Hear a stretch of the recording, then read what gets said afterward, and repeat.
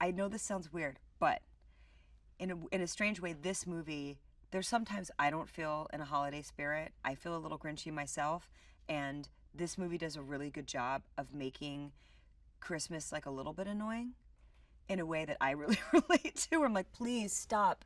No more bells, no more trees, no more lights. Just give me a break. Just give me 1 year off.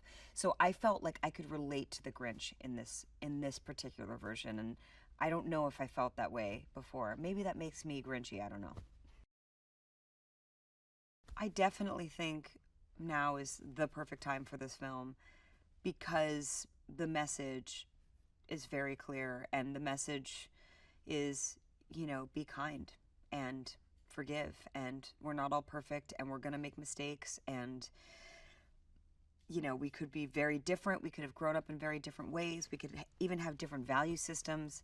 But at the end of the day, inviting somebody to dinner that may have made a mistake and made you feel bad is pretty much the most generous thing you can do. And it does feel like sometimes I wake up right now and I think, oh,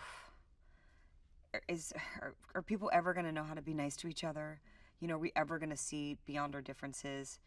Why do we have to be vitriolic? Why do we have to be so hostile with each other? Can we see humanity in each other? And I think that's what this movie's about.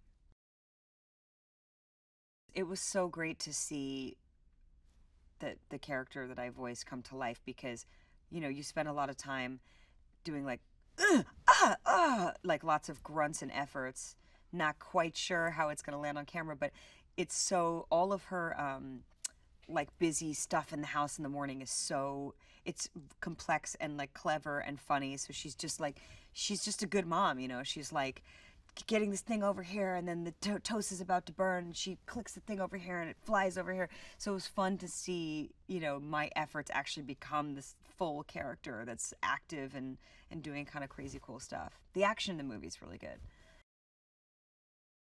Well, I mean, The Grinch is a timeless story. It really is. And Illumination, I think they're really known for their comedy and their kind of physical comedy.